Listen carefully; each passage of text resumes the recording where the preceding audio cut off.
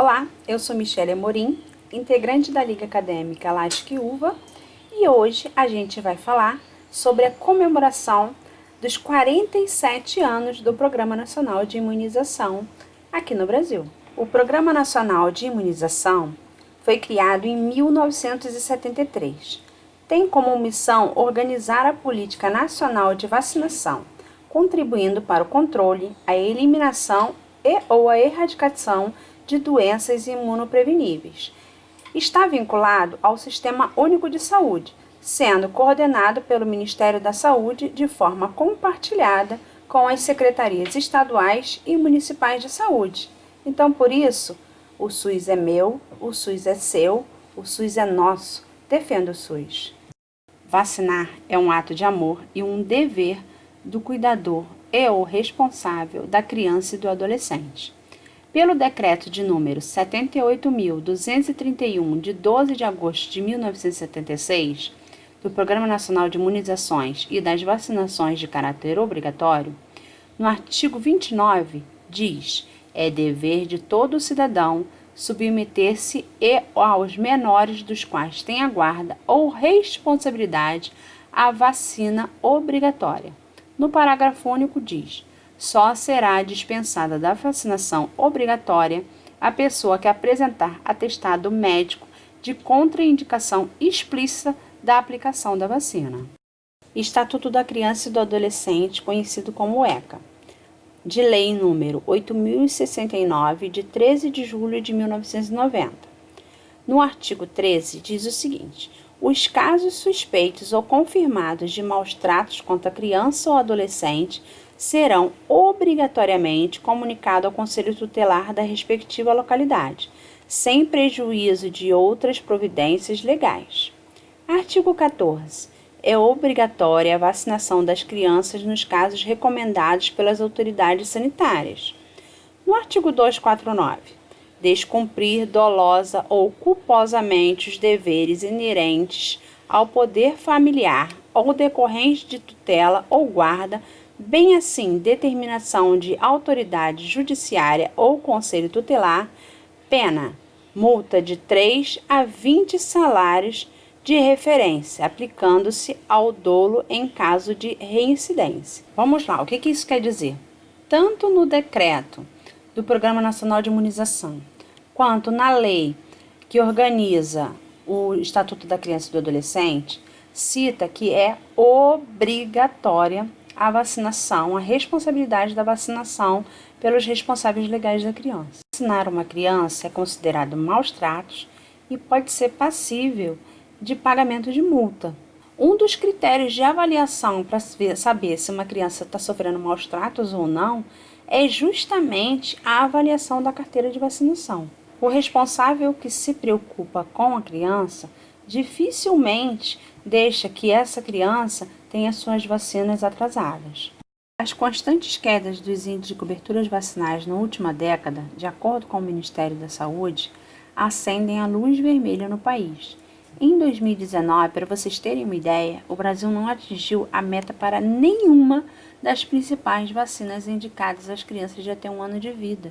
Gente, isso quer dizer que essas crianças não estão recebendo vacinas importantíssimas para a prevenção, por exemplo, das formas graves de tuberculose, para a paralisia infantil, para o sarampo, para o tétano, para a coqueluche. Vocês têm noção do que é isso? Os riscos que essas crianças estão sendo submetidas?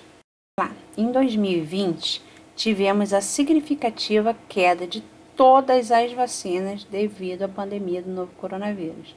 Quer dizer, não só as crianças estão passíveis a serem infectadas por vários tipos de doença, mas também gestantes, os adolescentes, os adultos e até mesmo os idosos. Quer dizer, toda a população ficando vulnerável. A maior preocupação é a volta de doenças já erradicadas no país, como aconteceu com o sarampo em 2016, inclusive que teve números de óbitos. Toda vez que uma doença já erradicada volta a circular em um país, significa que o esforço de anos de trabalho foram desperdiçados.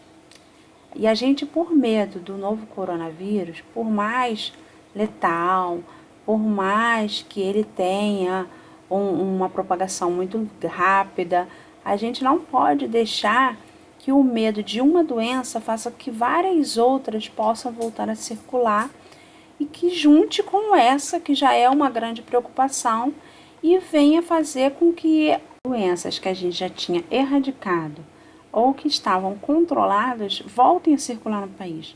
Já pensou a gente no meio de uma pandemia tendo que lidar com surtos e epidemias de doenças que a gente nem estava esperando mais? Lembre-se que todos os dias profissionais de saúde arriscam sua vida e as vidas dos seus familiares para poder lutar pela sua. Então não deixa de fazer não. Vai lá, toma sua vacina, mantenha a vacinação dos seus filhos em dia. Leve seus pais e seus avós também para serem vacinados. Se eles são muito idosos e já não conseguem ir andando até uma clínica da família mais próxima, faz o seguinte, vai lá, dá um pulinho na clínica da família, converse a situação do seu idoso. Com certeza um profissional de saúde vai até você.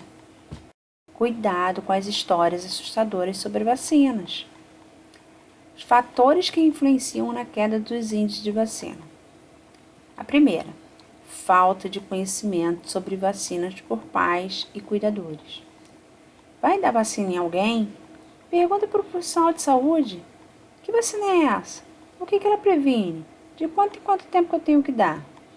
O profissional de saúde é habilitado para te falar sobre isso. Ele vai saber te orientar.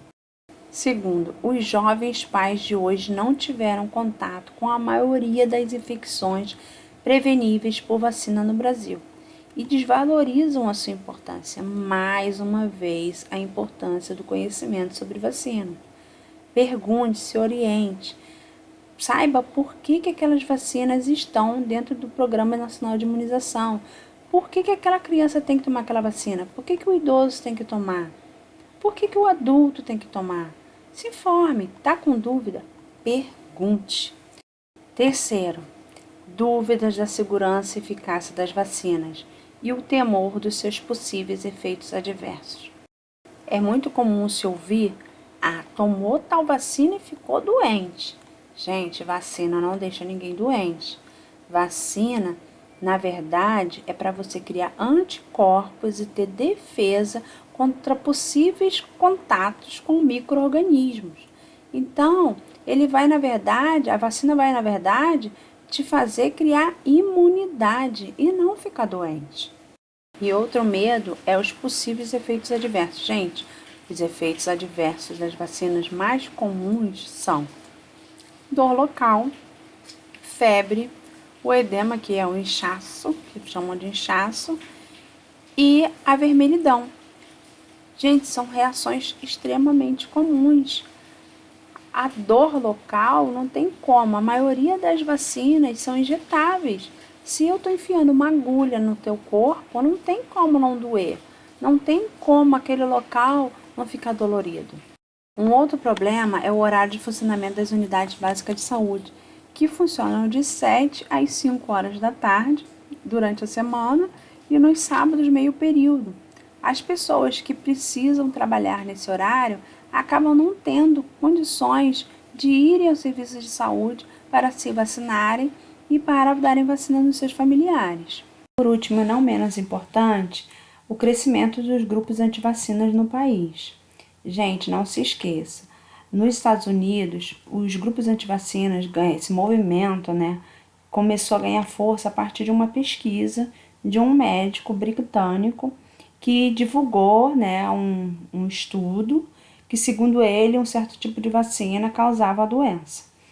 Só que depois foi confirmado que esses dados foram alterados porque tinha ali todo um interesse financeiro. Se vocês quiserem saber como é que esse processo todo de fabricação de uma vacina, por que testes ela passa, procura aí no nosso canal ou então nas nossas redes. A Eunice fez um vídeo bem legal explicando todo esse processo para vocês e vocês vão verem como é um trabalho sério e demorado. Vale ressaltar que a vacina é, antes de tudo, um pacto social, é um componente fundamental da democracia. Quando uma pessoa é imunizada, protege de forma indireta as que não foram. É como se formasse um escudo de proteção em torno das que, por motivo de doença ou uso de medicamentos, não podem se vacinar. E lembre-se, é dever do profissional de saúde orientar sobre a importância da vacina. E como não podia faltar, eu deixo uma frase que é um verdadeiro conselho de vovó. É melhor prevenir do que remediar. Esse vídeo foi elaborado por mim, Michele Amorim Ferreira, usando como base de dados o Ministério da Saúde e a Fundação Oswaldo Cruz. Sigam nossas redes sociais. Obrigada!